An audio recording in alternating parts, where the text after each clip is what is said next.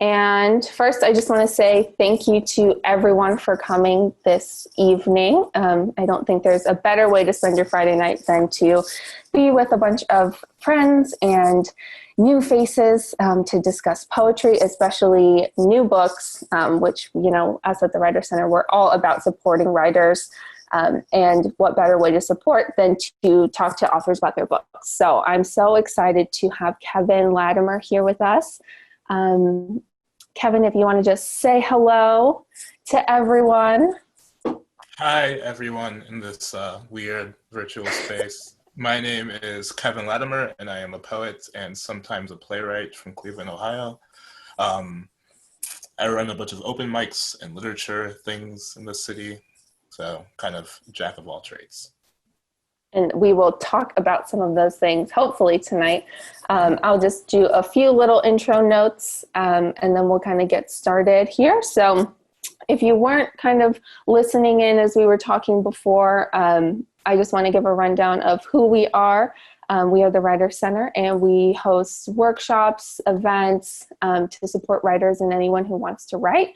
Those links are in the chat, but if you trickled in after they were there, you probably don't see them, so they'll be popping up again shortly, hopefully, so you can check out our workshops and our scholarship options and all of those fun things. We are doing these craft happy hours as a way to continue our events virtually, and they've been super fun, so I'm so excited that we get to have Kevin here tonight to talk about his new book, Zoetrope, which is just incredible, and I'm so excited to talk about it, and I feel really fortunate to have gotten an early kind of look at all the poems in there. But Kevin, if you wanted to just, you know, give us a brief overview of the themes of the book and kind of its concerns, and then if you wanted to read like one or two poems to get us started, that would be great. Sure. So Zoetrope is a book that mainly concerns itself with understanding grief. My mother died in 2018, and I found myself very wanting to try to find a way to get past that grief. And so this book was born. It focuses on that, a lot about the architecture of space and sort of police brutality and being Black. I'll read one poem. So the thing about me is I like to memorize poems. So Great. I'm going to try to read this poem off of memory, and only one because it's like 3 minutes long, so please bear with me. This poem is towards the end of the book, and this poem is called A Poem Turned Political. I wrote space poems in the bath. I stood there for many hours. My legs are wet. Before this, I went outside and ran around a shrub. The body hazards are so tremendous. I have to do manual labor because I majored in poetry. At least my lines are on point, unlike my edges. Gentlemen, would you please put away those swords? Yes, it's a problem. You're scaring everyone away. This duel has to stop because I say it does. This poem is political because I let it. It's hard to talk about flowers these days. It's even harder to dig them up. I've got the Punisher logo tattooed on my back. Everyone knows I'm tough. I'll end your life, kid. Just give me a reason to. Or don't. I don't care. I kill for money, not love. Look out, man. There's a laser on your suit jacket pocket.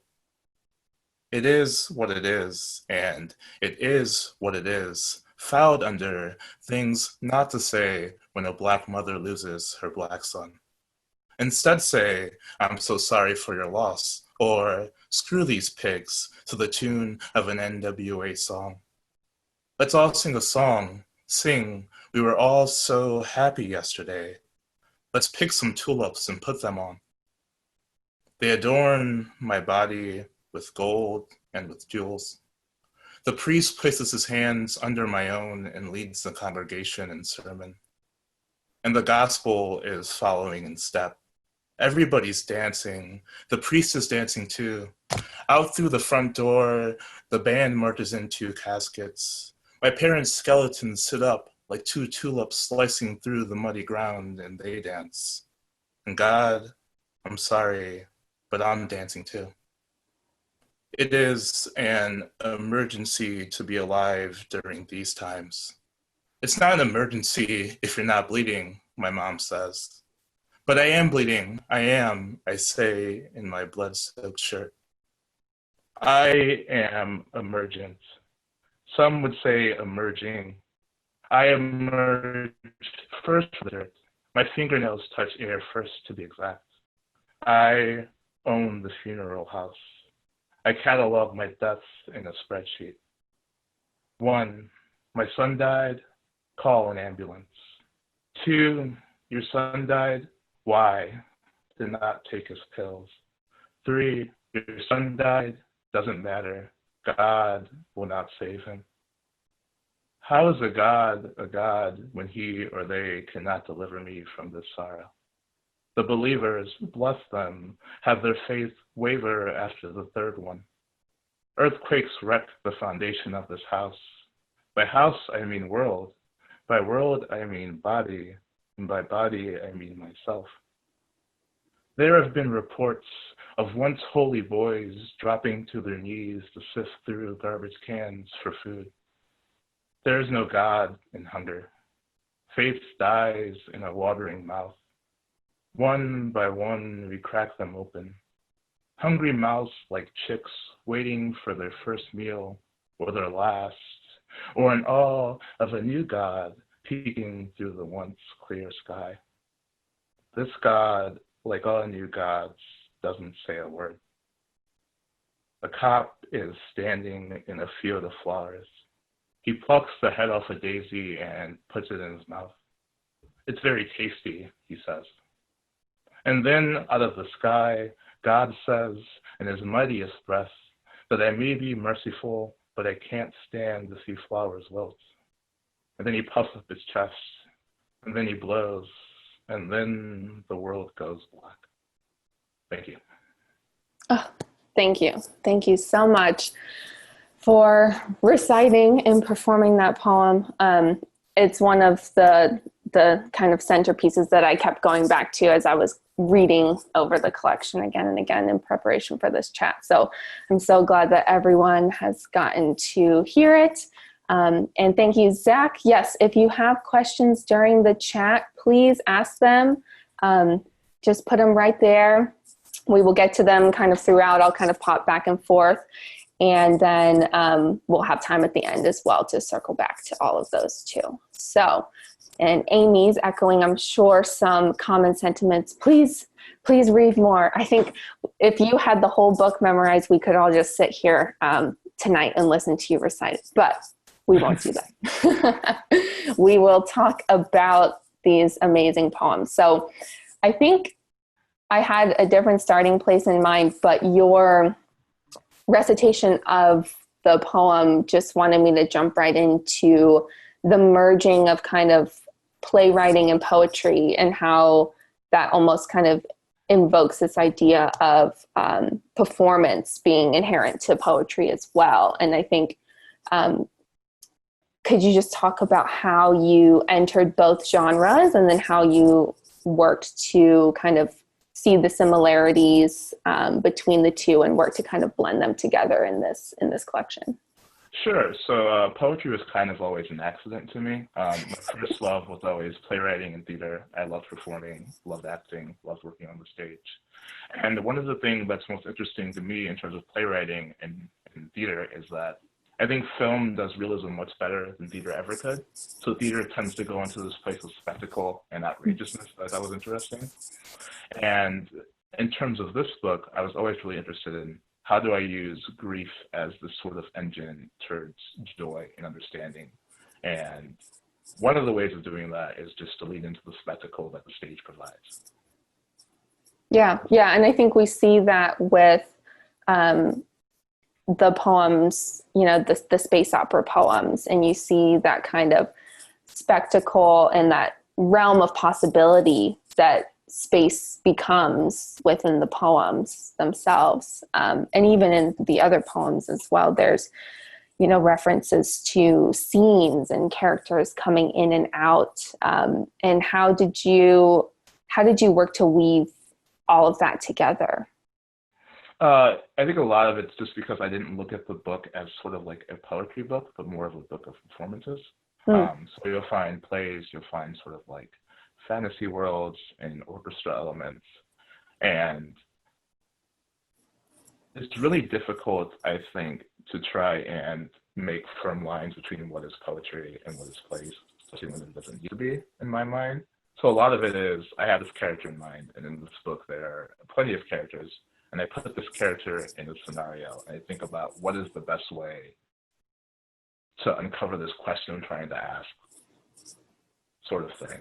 And sometimes it's just like, there's some poems in the book that are like blatantly plays with full out straight directions and endings and acts. And there's some poems in the book that sort of use subtle elements. I use a lot of punctuation in the book to try to give the idea of being on a stage or stagehands working. So there's a lot of ways layered to try and make those two work together. Yeah. And I think too, even visually on the page, I'm flipping through the printout that I have, even visually, there's, certain things seem like off stage and then they kind of like echo back in. Yeah, I like to use like parentheses a lot to sort of like, this person is off stage or as a whisper, as an aside, or ampersand is like movers towards something moving and rolling. So visually, I think was one of the main concerns in the book of how do I implant this thing into your mind? The second or third originally a space opera poem has 137 shots in it, which sort of echoes the Michael Brelow case in Cleveland, Ohio. And when I was doing that, I really was wondering, should I write and read out all 137 shots? And I realized yes, because just think about how long it takes to reload a gun and how long 137 shots takes. So sort of that sort of visual exposure that you can't ignore. Mm-hmm. And what's interesting too with those pages is that each page kind of configures them in a different way. So we're seeing what we think is the same thing again and again, but every time we see it, it's a little bit different. And it kind of reinforces that notion of the visualization of what's going on in the piece. Yeah. And also the idea of same ending, but different ways to go there. So I think it was interesting what you said about space earlier and how it is this place of opportunity, but also in the poems, it's also this place where it's not at all different from Earth because people are still dying. So this sort of idea of like this utopia, but pain still comes through. So nothing is perfect forever. Yeah. The way that those emotions and that feeling, you can never really go someplace that would leave that behind. Yeah, I think especially for me as somebody, who is a Black man, I see all the cases that happen and it feels like in a weird way that I'm dying each time too, because it could be me. So I wanted to sort of represent that it's not me, but it's also me. Yeah. I see a few questions coming in the chat, so maybe I'll loop those in here.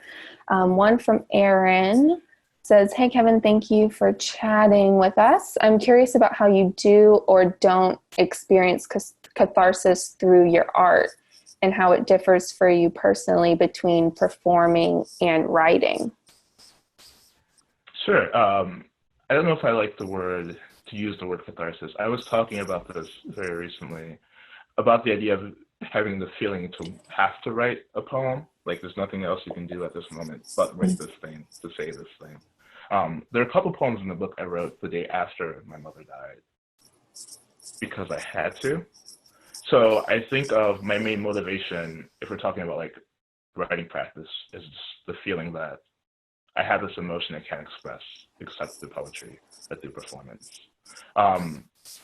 Poetry tends to be a more private expressing, where performance tends to be I'm expressing for other people. So I guess I would say it differs only in the way of who I'm speaking to. Yeah. I like that line. It's almost like an audience. Like, do you write for yourself or do you write for someone else. Right. And I think that's really important in the work, and the personal connection to the work obviously very much comes through in these poems. And I truly hope that everyone is opening another window in their computer and pre-ordering this right now. Only on sale till July 30th for pre-order. See, there you go. Get your pre-order in. Only a few weeks left. And on that link too, there's some more links to other poems that you published, right, Kevin? So they can read a few more of the wonderful poems here. To kind of dive in a little bit, I was just really struck by the idea of the zoetrope and using it as kind of like an overarching frame for the collection, in the way that it has that kind of cycle of repetitive imagery. So I wondered if you could talk about how you conceptualize the title and, you know, the titled poems, the title poems of the collection that are sprinkled throughout, how you conceptualize that. And did you always know that the zoetrope was going to be kind of central to the work, or just how you organize the collection itself? Just sort of answer your last question first. I didn't know, I think, consciously, but the poems sort of came out that way. And I think a lot about grief as like a cyclical thing, where you think you're at step one, then you're at step four, then you're at step one again, and step two. So I wanted to sort of mirror that in the best possible way. And also, like, with the idea of police brutality, of this always happens over and over and over and over again. And I don't think, when writing the book, I came to this realization that I wasn't trying to figure out the answers of how to deal with grief or how to deal with police brutality, but how to sort of come to an okayness that these things exist, and I feel the way that these things exist. So a lot of the poems you'll find on the book are very long poems, but written in short segments, only one short segment on the page, and they read as their own poems. And I wanted to do this idea of could be read in any order. I don't think it's necessarily the zoetrope. When you open up the first page, it's already started. You don't start at the beginning. That really is so interesting, just in thinking of how maybe we conceptualize poetry books typically kind of functioning. And I love the idea that there's no real need for a specific order because of this cycling of the themes and of the images and of the concerns of the book. So yeah, that's great. Thank you for kind of entertaining that question. I'm always interested in how people kind of organize their manuscripts. And maybe that's because I'm like knee deep in a manuscript right now that I'm just kind of brushing off. But I think some credit is due. I struggled very hard with the ordering, and my friend Consuelo, who we know from the workshop, and my friend Emily helped me quite a lot with reordering. So I don't think it was like a conscious thing where it didn't matter, just so much that I ordered it in a way that let that express itself the best way possible. Yeah, that's great. So something else that I was really interested in was the kind of idea of movement and mobility, even thinking about plays and performances, and you're using either space on the page or space on a stage, or moving characters around, and there's obviously different settings and different places that occur in the poems. But I wonder if you could talk about how you see movement or immobility kind of working in the poems. That kind of sort of goes to the previous answer, but a lot of it is explicit versus sort of like subtle movement. In some places, there's poems that sort of just jump from place to place to place throughout it. Or in some poems, it's just one place on one page, another place on the other page.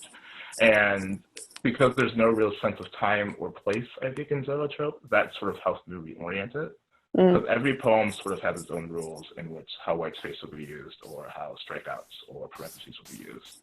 So each poem sort of sets its own rules for movement, but also at the same time doesn't really move because it's going back. We always go back to these same ideas and the same people. Yeah, yeah. I'm going to pop back into the chat. Gretchen has a question. You talked about this a little bit before with playwriting in parentheses, etc., but can you talk a little bit more about how you use form and space on the page, perhaps especially given your space poems? Yeah, I think we talked about this just a little bit, but I wondered if you could go into it a little bit more. This is maybe one of those moments that I wish everyone had a copy so we could like flip along, but there's just so much. I mean, there's even kind of these moments where we get kind of the flow chart feel or the bubble feel. And then there's moments where, you know, words are compressed together. There's no space between the words. And then there's kind of like fractured space. So if you could talk a little bit more about that, or if you think we've said everything. No, I think it also just goes back into the idea of spectacle. There's a moment in one of the Space Opera poems where the mother just repeats, "My boy is dead," 200 times. And I wanted very badly to not just express that, but to show that. So I sort of built this word coffin that I feel like when you're reading it, it's sort of claustrophobic and makes you feel like you're inside of a coffin. So I kind of use visual elements to make the reader not ignore this thing, because you can't, because you're feeling the same thing that this person is feeling. There we go. I'll hold that one up so that people can kind of see that. Yeah. And it, again, just kind of reinforces that kind of, that act of looking and taking in and reading. And, you know, again, it's not something, you can't just look at the first few lines and stop there. You have to keep going because it's so, incredible. I was also really struck by some of the recurring imagery throughout. And I think we got some of this in the poem that you performed for us in the beginning, mentions of flowers like tulips and daisies. And then in other poems, we see things like mud and dirt, rain comes in a lot. And I wondered how you, as a writer, kind of tackled those images as they come back up. Do you find yourself kind of focusing in and knowing, kind of plotting out the imagery throughout, or do you get kind of stuck on an image and then kind of write through it that way? I think there's two different answers. The first thing is, I think I have this sort of obsession in the way that most poets do with, I think we all use certain words over and over again, most times unconsciously. So for me, it's definitely the words like God and priest and son. So I kind of just let those things sort of come out and see where they'll take me, which lends itself to this book because it's just reoccurring things happening over and over again. Religious imagery has always been a complicated relationship with me because I am not religious. My family is very religious. And I think it sort of invokes this idea of reincarnation, or yes, you are dead, but you're also not dead, because 2 pages later, you'll also be alive again. In terms of flowers, I am always really interested in mundane things happening in this sort of incomprehensible world. So I always try to use very small things that are noticeable to us happening with something very strange happening to them. So it's sort of that contrasting thing that sort of brings out the strangeness and the zoetrope. Right, like in the poem that you recited for us, the police officer eating the daisy, which, you know, we know a daisy and we know a police officer, but putting those two things together and that kind of active consumption is like reframing the context of everything. And there's God who sort of enters in the end of that too, so it just gets stranger and stranger, but you still have that image of the very mundane thing. That's the role. Yeah, I love that. I love that it forces readers and listeners to really pay attention and you're not taking that attention for granted. It's like you have this object and you are going to pay attention to it, which is just wonderful. All right, another question. Can you talk more about claustrophobia and room to move as it relates to either strangeness and spectacle or being alive versus dead? It's an interesting question. I think I know that's that question. Yeah, I think for me it was always really difficult because my parents passed away in the last 2 years. And I have really, really bad health anxiety to the point where some days it's the primary thing on my mind. And I think if you read the book, it comes out very clearly. So it feels like this idea of like, you're in this midway point where you're not alive or you're not dead. But you're scared to move one way or the other way. Because I have this like intense fear of death. I think most people do after losing somebody. But also there's a pandemic happening. And also I am a Black American where I could die from police brutality. So it just feels like you're in this box where you're wondering what can happen in terms of your mortality, but scared to move outside of it because you can die. Yeah. And I think it's almost like the gravity of that emotion almost escapes words. And I think that in some of your poems, that kind of lack of the adequacy of language comes through where, at one point you wrote, there are so many things to say by not saying anything at all. Where, there's so much to express, but there's no kind of language there to express it. And so there's kind of like, that comes through in movement or lack thereof, or through the body. And it's the idea of wanting to speak to all of the bigness of the world, but it's so overwhelming that you just can't. And that's why we have poetry. All right. Another question in the chat.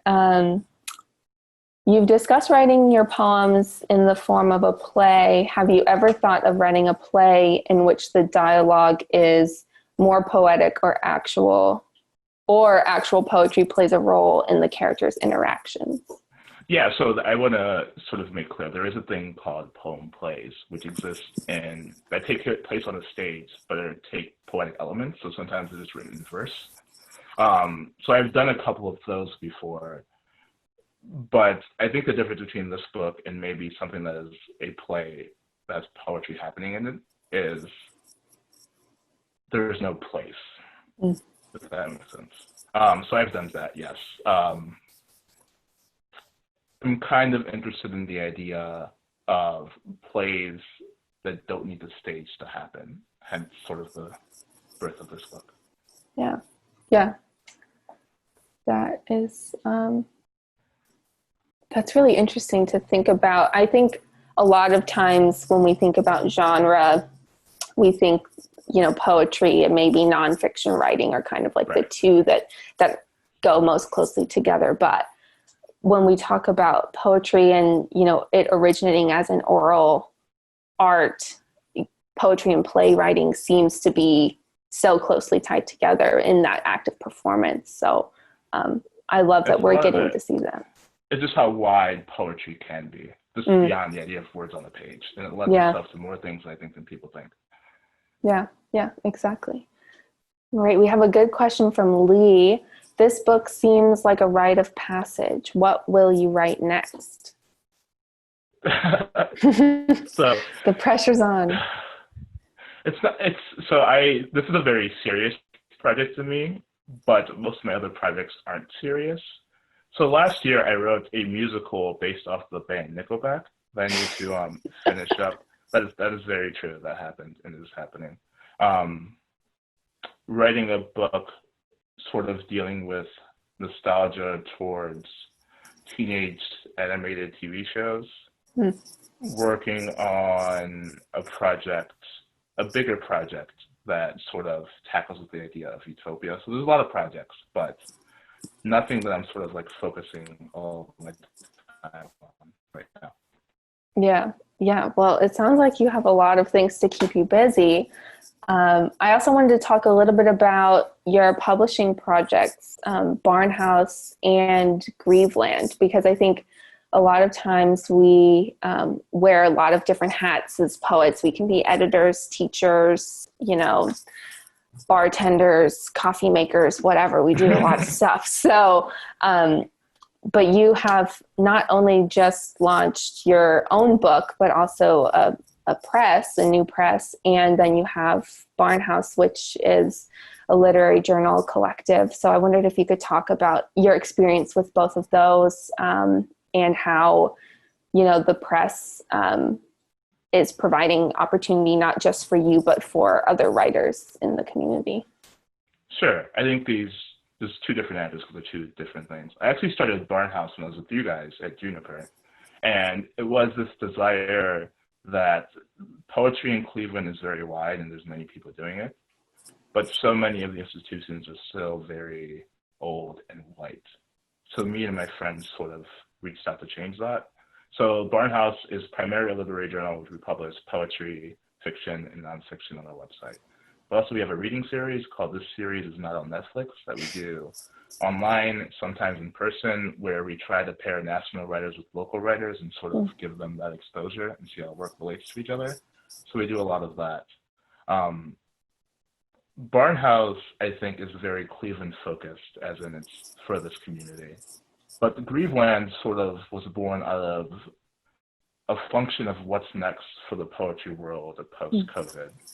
I think there's this big stigma with self-publishing that's going away, but probably not fast enough. And me and my friend Brendan Joyce, who's my co-organizer, had this idea to sort of publish writers that just don't have an opportunity or never will have an opportunity, whether that's based on the location or their gender identity or their race or whatever that may be. And we wanted to do it in a way where everyone can get paid. So I think how we differ from most traditional presses, where presses may offer you $1,000 plus a 10% royalty for all your books. Grieveland sells all their books for $20, and all poets have 80% of the money goes towards them. And the other 20% just goes towards printing their books, so we don't make a profit. So you control the copyright and your intellectual property, and we print your books. So I like to consider it more of a project to get people who need resources and money those resources, and less of a press. Yeah, that's great. And even more incentive for everyone to pre-order the book, right? Because we want to support our poets. And I think a lot of times, we buy people's books and we don't realize the actual breakdown behind it. We don't realize how little, or if anything, the poets get. Poets aren't getting big advances. I mean, maybe you win a prize and you get 10 contributor copies plus a one-time check, and that's it. So, and that took you years to write, sometimes. Yeah. So thank you for kind of explaining that and for launching those projects. I mean, obviously, for everyone clicking the link to the books are just gorgeous. The art, the layout, I mean, beautiful. So once you have it in your hands, I'm sure that you will see how much care and attention goes into making those. We have a fun question in the chat. What are your top 5 Nickelback songs? Ooh, that's a hard question. This is in no order, but Photograph, Rockstar, Too Bad, Far Away, and Saving Me. Great. Wow. You were so prepared for that. I am so impressed. That's my life's passion, to be honest with you. So everyone buy Zoetrope, and then we'll wait for the Nickelback musical to come out. We need to talk it up. All right, let me just check the time. Great. So we have about 20 more minutes to dive in. I have a lot of other questions, but everyone keep throwing your questions in the chat. Sometimes things get buried because I'm not quick enough and I'm scrolling on like 3 different things right now, such as our virtual world. So throw your questions in there. This is a great question from Miles. What's the process involved in marketing a small press? Um, a lot of it is social media, honestly. So most of the following for Griefland was just born on Twitter, where me and Brendan have decent personal followings on our personal Twitter page, and we would just post poems on our Twitter timeline and be like, hey, we have books coming out through Griefland. If you like these poems, maybe you'll like Griefland and things they publish. I think a lot of it is just knowing what people want, finding that hole, and marketing in that way. Which sounds sort of cliche, but I think for us, it's been the truth. Yeah, kind of seeing the gap and then filling it where you can be. That's great. And I think, as much as social media sucks up all of our time, that is one thing where it's been great, is connecting the writing community a little bit closer together, especially now that everything is kind of online and virtual and we're all interacting through screens anyways. So that's great. Let me just scroll through here. Some of my other questions that maybe we haven't touched upon.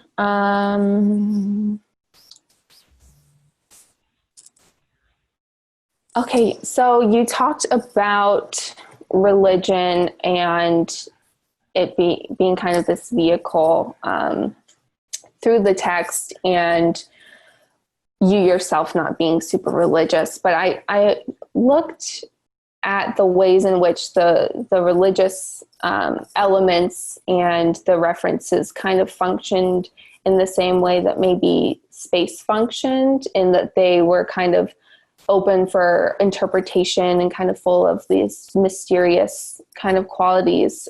So I just wondered where you saw space and religion kind of intersecting within this text, because a lot of time, we look to the sky as the heavens, and there's all these kind of conflations between the two. I think it's interesting mostly because of such a juxtaposition, where space is sort of like this concrete and what's there, but not so much with like heaven and the clouds in the sky. I think a lot of it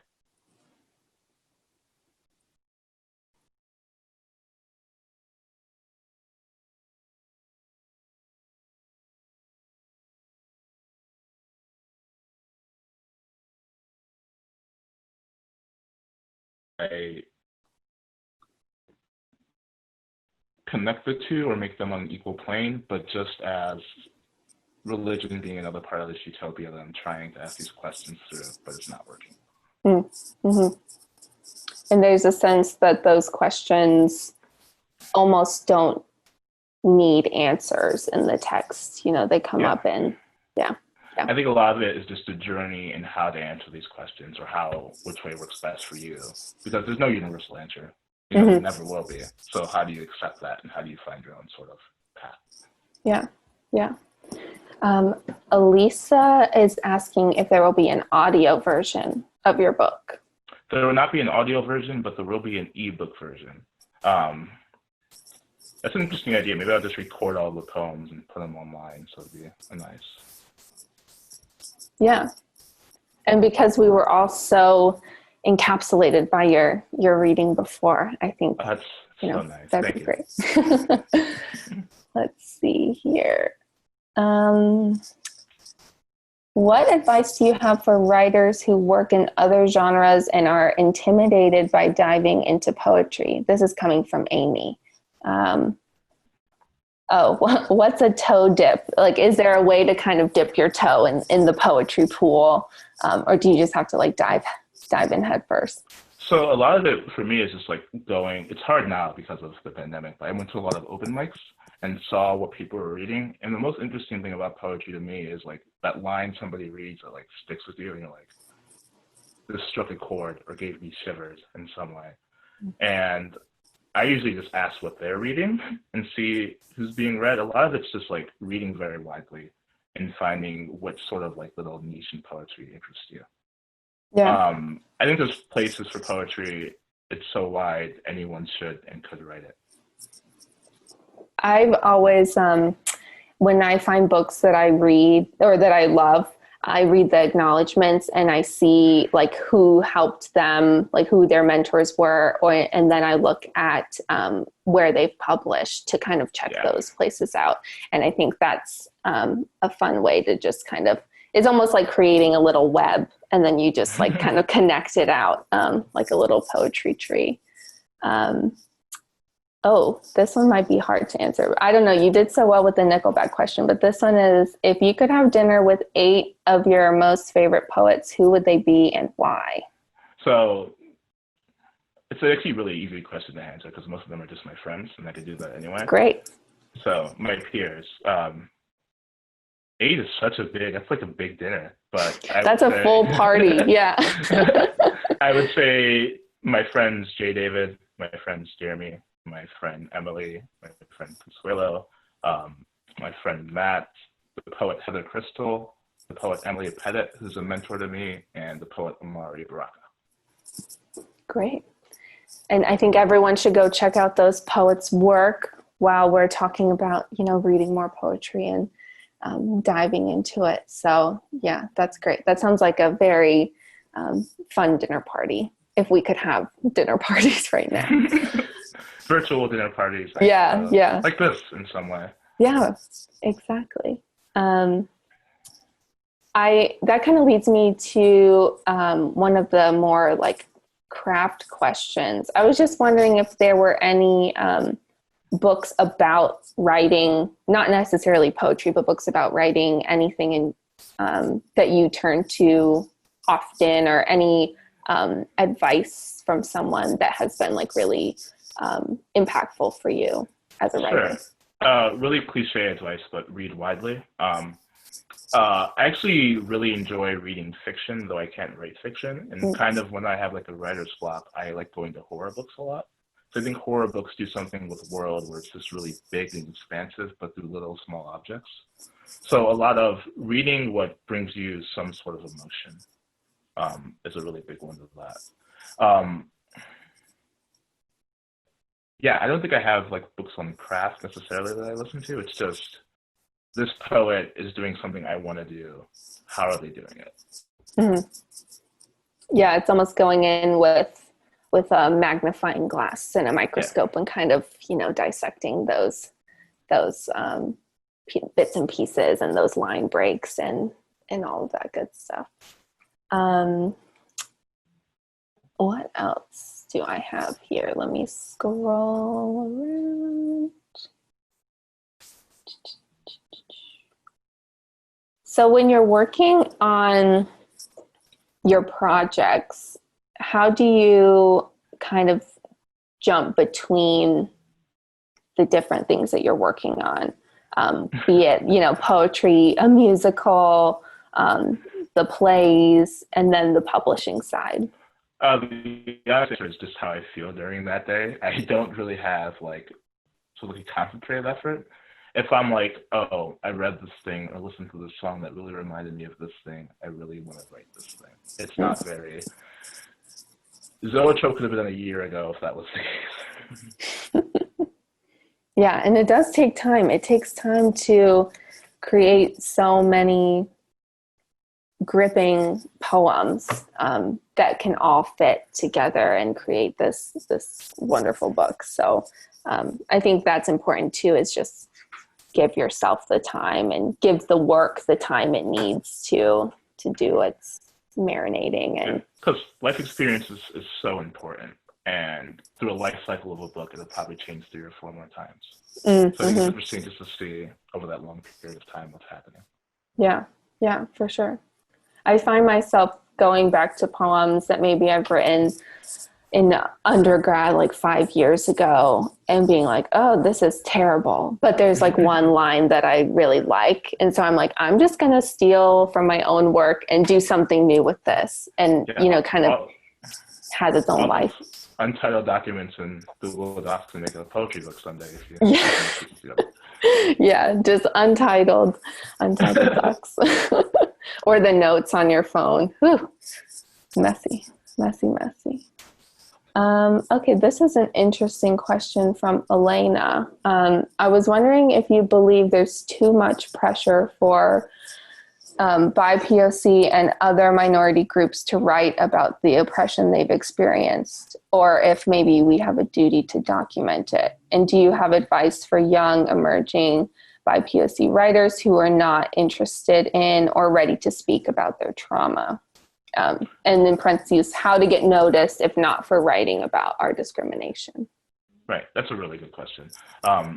So the space opera poems were sort of born from me and my friend Jason Harris talking about how marginalized writers tend to have a tendency to write about trauma almost exclusively. That's to answer the latter part of your question. I don't think you need to. I think you have just as much right as a white poet to write about the flowers or the wind. BIPOC means Black and Indigenous people, for those who don't know, people of color. It's really hard for me because the first poems I wrote and got published were about my mother. So it was trauma in this different way that wasn't about identity, but it still feels like you're exploiting it in some way. But I think the most important thing to know is you can write about these things when you're comfortable. You don't have to do so. And when you do so, and if they do get published, it should be you are writing this for all the BIPOC who may be going through the same thing. In terms of advice, it's just submitting wildly and a lot, as with everything else in publishing. Mm-hmm. And be open to rejection in that submitting process. Yeah, it can really get you down, but it happens to all of us for sure. And thank you for asking that question and for answering it, Kevin. That's great. All right, we are winding down. We have a few more minutes. Throw your questions in and I will zip through them like a lightning round if there's a lot of them.